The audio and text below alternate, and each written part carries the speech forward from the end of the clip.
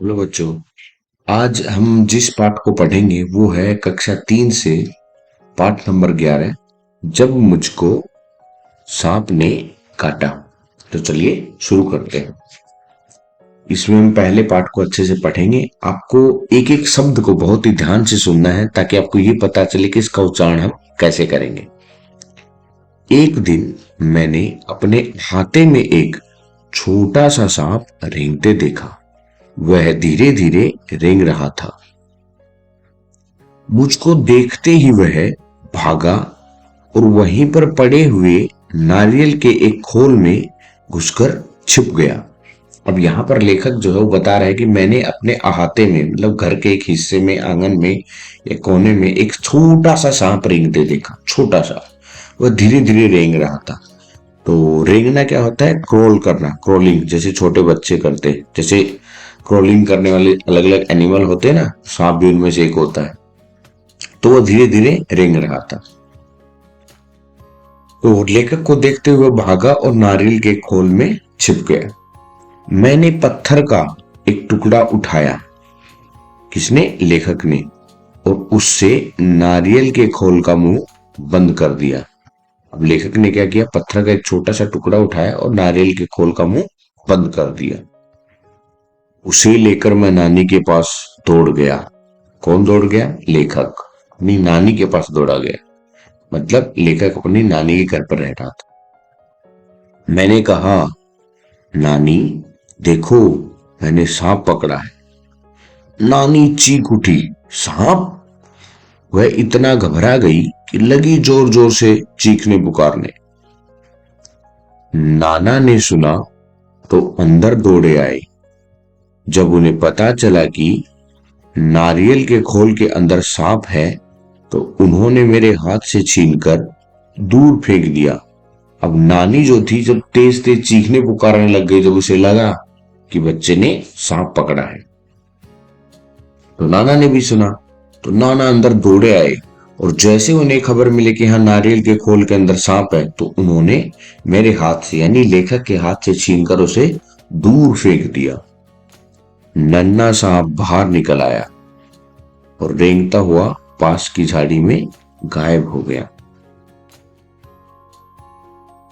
नाना ने मुझसे कहा, खबरदार, फिर कभी सांप के पास मत जाना। सांप बहुत खतरनाक होता है। आगे क्या हुआ?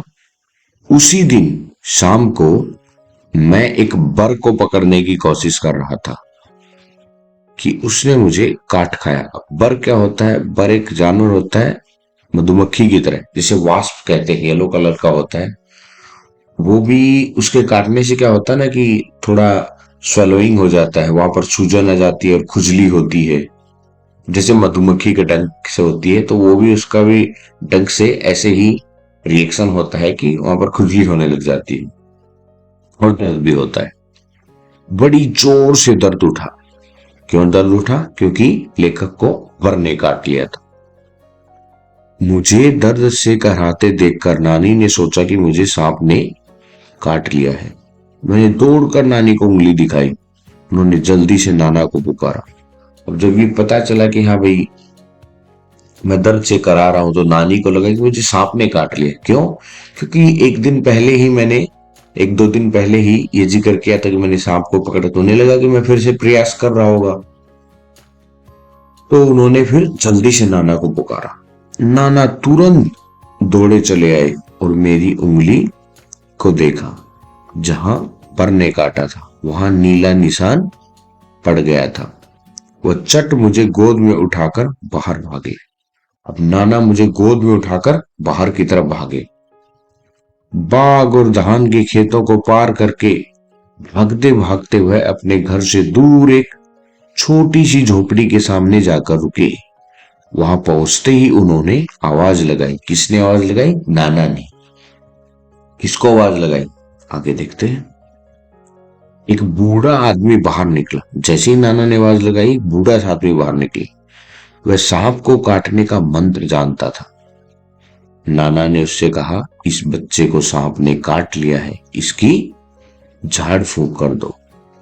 बूढ़ा मुझे झोपड़ी में ले गया। अब नाना ने क्या कहा कि इसको सांप ने काट लिया है तो इसकी झाड़ फूक कर दो। अब बूढ़ा मुझे झोपड़ी में ले गया।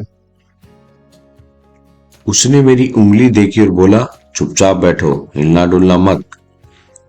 फिर पीतल के बर्तन में पानी लाकर मेरे सामने बैठकर मंत्र पढ़ने लग गया। कौन? बूढ़ा आदमी।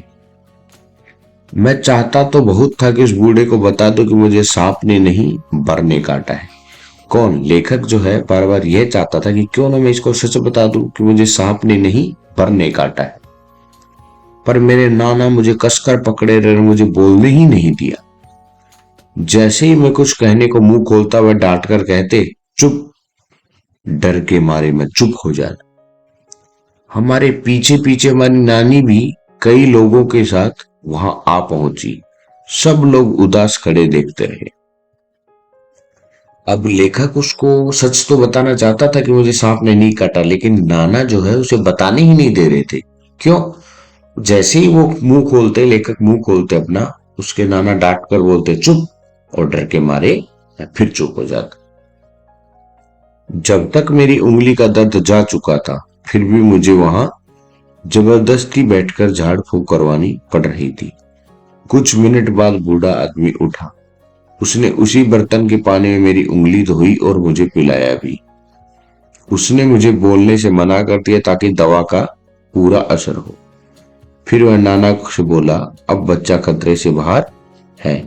अच्छा हुआ आप समय रहते मेरे पास ले आए, बड़े जहरीले सांप ने काटा। अब वो क्या बोलता है बूढ़ा आदमी कि अच्छा हुआ आप इसे मेरे पास ले आए, इसे तो बहुत ही जहरीले सांप ने काटा था। सब लोगों ने बूढ़े को उसके अद्भुत इलाज के लिए बहुत बहुत धन्यवाद दिया। घर लौटने के बाद नाना ने उसके लिए बहुत सी चीजें भेंट में भेजी। शंकर जो इसके लेखक हैं। अब बच्चों, इस कहानी से हमें क्या सीखने को मिलता है, क्या मैसेज मिलता है? मैसेज इसमें यह मिलता है कि हमें अंधविश्वास नहीं करना चाहिए, क्योंकि एक अंधविश्वास ही था। जबकि लेखक को सांप ने नहीं काटा था, लेकिन फिर भी उसे कबूलना पड़ रहा था। तो कई बार क्या होता है कि कुछ ऐसी चीजें, ऐसी गतिविधियां होती रहती है हमारे आसपास जिनको हम अपनाते हैं और जिनको हम सच मानते हैं, जबकि वो सच नहीं होती। तो ऐसे अंधविश्वास से दूर रहना चाहिए।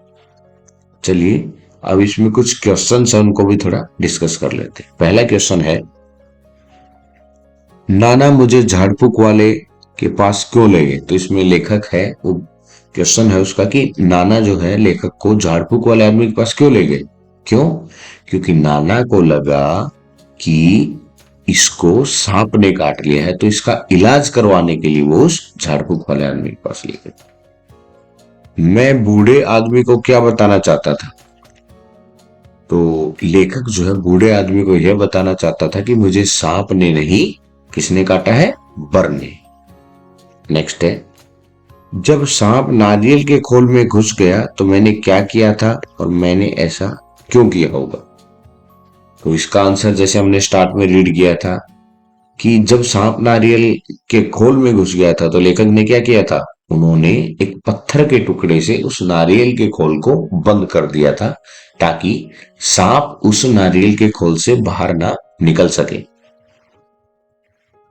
क्या बूढ़े आदमी ने सचमुच मेरा इलाज कर दिया था? तुम ऐसा क्यों सोचते हो? ऐसा नहीं है, बूढ़े आदमी ने कोई इलाज नहीं किया था, क्योंकि एक्चुअल में इलाज की जरूरत थी ही नहीं, क्योंकि जब किसी सांप ने काटा ही नहीं था तो इलाज किस चीज का होगा? वो बस एक अंधविश्वास था, जो लोगों की धारणा थी कि हाँ सांप के काटने पर ये बूढ़ा आदमी झाड़ फूक से उसका इलाज कर दे। मुझे असल में सांप ने नहीं काटा था, फिर भी मैंने अपनी कहानी का नाम जब मुझको सांप ने काटा क्यों रखा है। तुम इससे भी अच्छा कोई नाम सोचकर बताओ।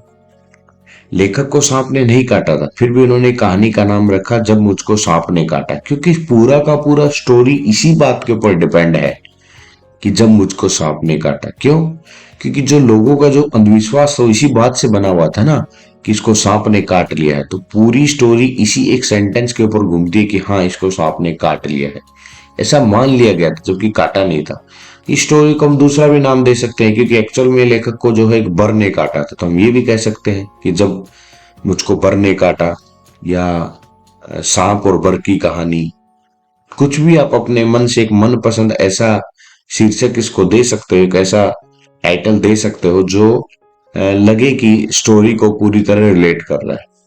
तो आई होप कि आप लोगों को समझ में आई होगी और इसका प्रोनाउंसिएशन का थोड़ा सा पता भी चला होगा। Thank you.